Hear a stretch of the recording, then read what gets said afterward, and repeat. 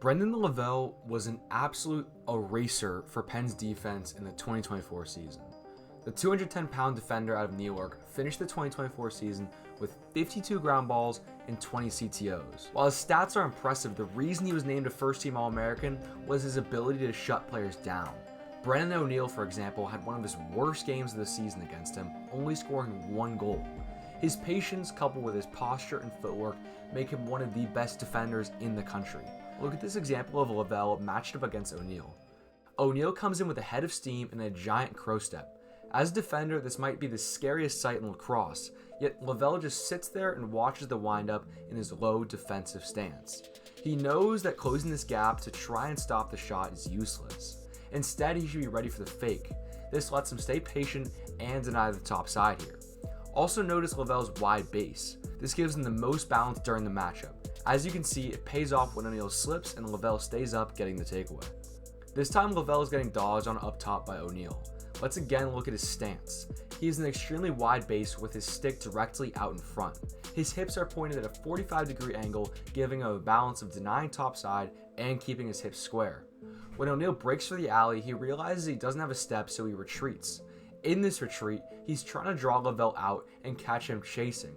Instead, Lavelle sits back again in this low square stance, shuffling with Oneil. The entire reason Oneil doesn't dodge here is because of how powerful Lavelle's positioning and body language is. If you're a defender, watch this coverage over and over again. This time Lavelle is isolated at X against Oneil. Oneil is dead center behind, so Lavelle isn't shading him one way or another. His hips are completely square. Once Oneil chooses a side, I want you to notice Lavelle's drop step. It's extremely shallow. By having a shallow drop step angle, Lavelle can immediately meet Oneil with contact. If he were to have a deep drop step, the contact would come later when Oneil is more of a threat. Look at what this early contact does. Oneil's dodging angle is practically ruined. Now he's moving towards the sideline instead of the cage. This is all due to the early contact. When Oneil re-squares, Lavelle doesn't chase him behind. He just stays patient and lays back. This lets him easily get under the pick and win the coverage. This time Lavelle is off ball as the X-Dodger initiates. To start, Lavelle should have been more sloughed in when the ball was behind. Being too high up allows the Dodger to get the shot off in the first place. What I like about this clip though is his complete commitment to attacking the ball. He knows the attackman will have trouble making a pass back to Oneil, and even if he does, he isn't much of a threat off screen here. This is why Lavelle can come in here for the help. Pinch double opportunities happen like this a lot. The key is to commit and make sure your man isn't a threat before you go. Lavelle has become a first-team All-American because of the work that no one else sees. He most likely has a detailed training plan of what he has to do each day and follows exactly. If you want to play like Lavelle, my advice is to get a training plan to follow like the G League blueprint. It eliminates the guesswork, so all you have to do is follow it and watch as you dominate in the field. The link for it will be in the description below. Let's get back to the video. This time Lavelle is off ball, but he's ready to slide. The first key here is to notice where Lavelle is sitting in comparison to the ball and his man.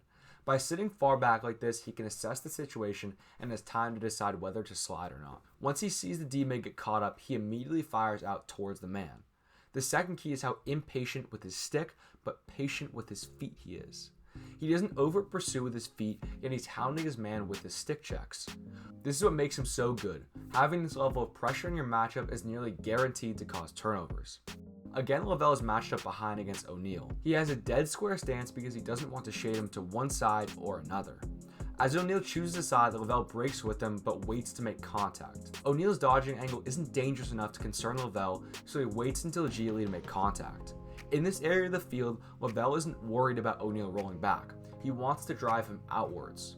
By jamming outwards, he forces Oneil away from the cage. When this gap of space is created, watch what Lavelle does. His stick immediately goes up. This is a great instinct that is distilled in him from years of playing. When your matchup pushes away to space like this, generally they're going to feed. So instinctively getting your stick up is a good habit. Even with his stick up, he doesn't over pursue. This gives him good positioning to finish the coverage. Lavelle is gearing up for a ridiculous 2025 season with Penn.